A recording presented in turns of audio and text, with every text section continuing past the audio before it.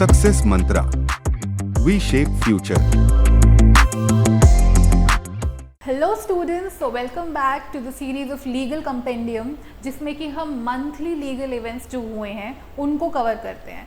And in this video I will be talking about the major events that have happened in the month of June 2024। तो जो पहला case हम देखने वाले हैं वो है नीट यूजी का case. As we all know कि ये केस बहुत ज़्यादा हाइप में है और नज़र में है, तो समझ लेते हैं कि इसमें मेजरली हुआ क्या था। तो नीट यूजी का पेपर मई 5 को कंडक्ट हुआ था एंड अप्रॉक्सीमेटली 24 लाख स्टूडेंट्स ने ये एग्ज़ाम दिया था। अब इसमें कुछ डिस्क्रिपेंसीज निकली जिसके बारे में हमको इन शॉर्ट जानना है। जैसे कि पेपर लीक होने का एलिगेशन आया एंड जो कट ऑफ्स थे और जो स्कोर था उसमें काफ़ी ज़्यादा डिस्क्रिपेंसी थी, यानी कि अप्रॉक्सीमेटली 67 कैंडिडेट का परसेंटाइल 99.99 समथिंग परसेंट बैठा, जो कि ऑब्वियसली इतने टफ एग्जामिनेशन में पॉसिबल नहीं हो पाता है। एंड इससे बहुत सारे स्टूडेंट्स के स्कोर पे भी काफ़ी इम्पैक्ट पड़ा। अब ये तो हमें पता ही है, बट इस केस के लिए जो मेन चीज़ हमें जाननी है वो ये है कि इस केस को फर्दर ये इशू को प्रिवेंट करने के लिए, जो इतनी चीटिंग हो रही है या फिर जो पेपर लीक के इश्यूज़ हो रहे हैं, इसको प्रिवेंट करने के लिए गवर्नमेंट ने क्या स्टेप लिया, हमें ये जानना है। इस चीज़ को प्रिवेंट करने के लिए गवर्नमेंट ने the public examination prevention of unfair means act 2024 लाया। ये जो एक्ट है ये तो पास हो गया था पार्लियामेंट में on 10th Feb, but it came into force on 21st June 2024। अब फोर्स का मतलब क्या है? कोई भी एक्ट कोई भी बिल जब वो पास हो जाता है, उसके बाद जब प्रेसिडेंट अपनी एसेंट दे देता है, उसके बाद ही वो फोर्स में आ सकता है, यानी कि उसी के बाद वो लागू हो सकता है। जब प्रेसिडेंट ने अपनी रजामंदी दे दी हो उसके बाद ही। तो अब ये एक्ट एग्जैक्टली बोल क्या रहा है? ये पनिश कर रहा है इन सभी लोगों को जो कि क्वेश्चन पेपर या तो लीक करा रहे हैं, आंसर शीट लीक करा रहे हैं या फेक एडमिट कार्ड को इशू करवा रहे हैं। उन सभी लोगों को ये पनिश करता है। तो इसकी पनिशमेंट क्या है हम वो जान लेते हैं।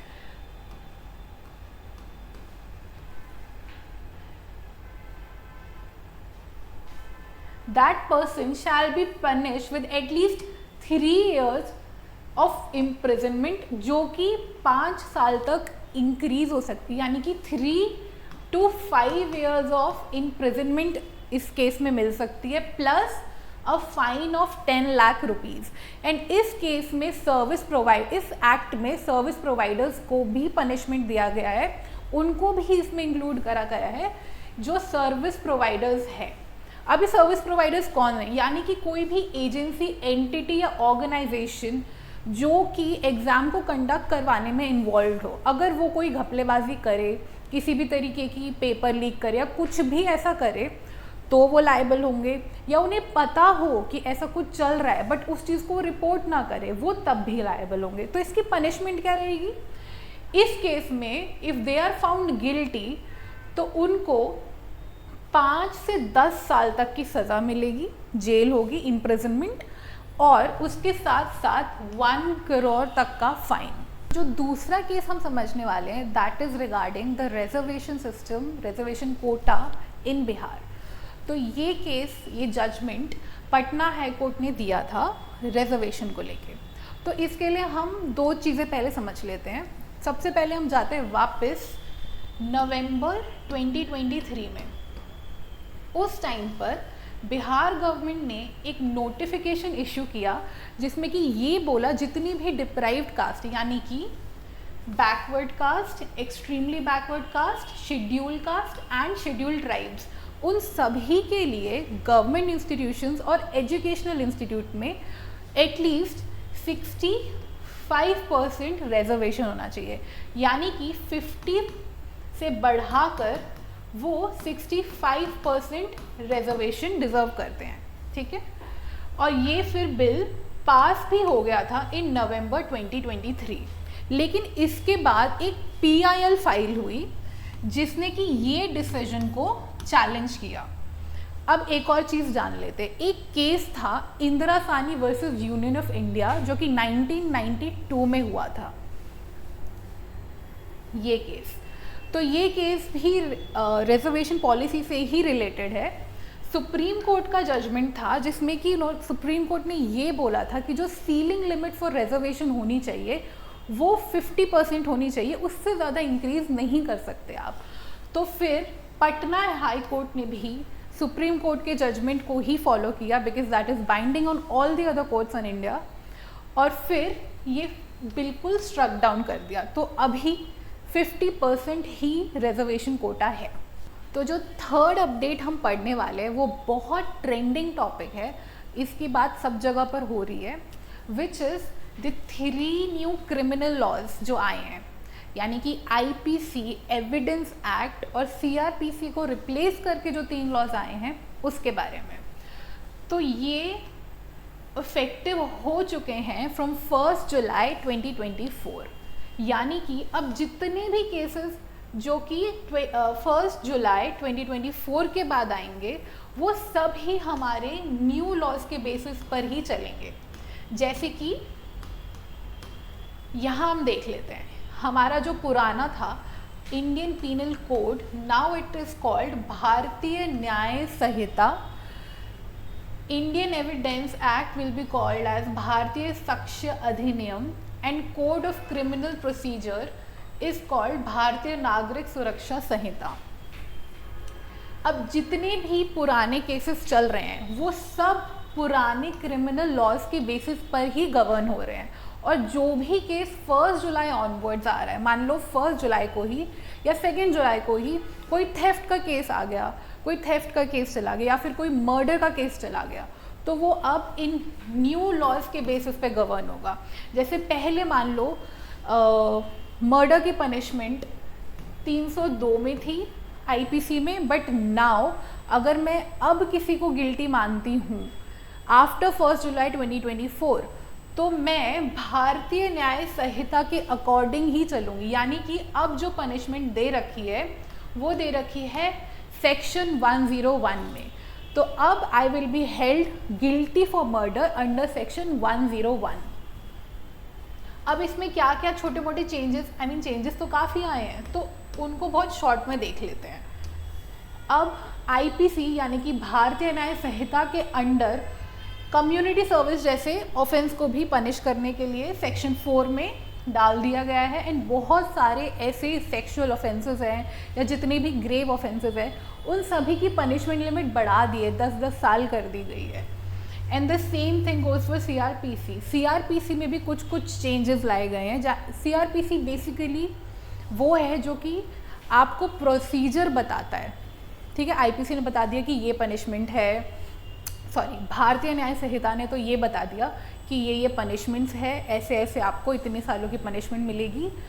अब भारतीय नागरिक सुरक्षा संहिता हमें ये बताएगा कि वो चीज़ को हमें इम्प्लीमेंट कैसे करना है, क्या क्या प्रोसीजर रहेगा। तो इसमें फॉरेंसिक इन्वेस्टिगेशन को बहुत मैंडेटरी प्रोसेस बता दिया गया है। जो भी मेडिकल प्रैक्टिशनर्स हैं उन सबको अपनी रिपोर्ट विद इन 7 डेज तक देनी है in case of rape victims. जो जजमेंट है अब वो 30 से लेके 60 डेज के अंदर आपको डिलीवर करने पड़ेंगे, और जो भी विक्टिम है उनको इन्वेस्टिगेशन का प्रोसेस अच्छे से प्रॉपर तरीके से विद इन 90 डेज एक्सप्लेन करना पड़ेगा।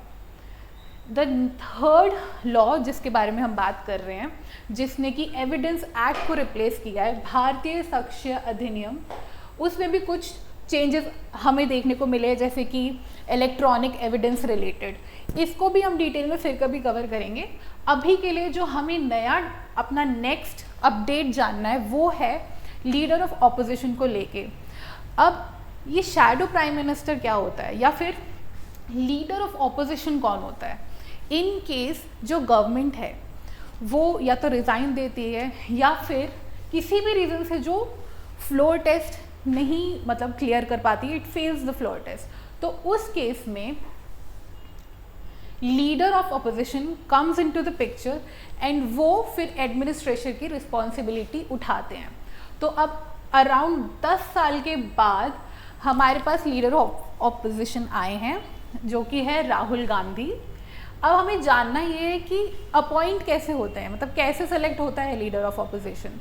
सो बेसिकली जितने भी मेंबर्स ऑफ द हाउस है उसमें से 10% का वोट अगर किसी इनके फेवर में जाता है तब वो इंसान को हम as a leader of opposition choose करते हैं, तो वो हम उसको अपॉइंट करते हैं। फॉर एग्जांपल जैसे यहाँ पे टोटल सीट्स हाउस में 543 है, तो उसका 10% यानी कि एटलीस्ट 54 से 55 वोट्स जो हैं इनके फेवर में जाने चाहिए, यानी कि राहुल गांधी के फेवर में एटलीस्ट 55 वोट्स गए थे। So he is the leader of opposition right now.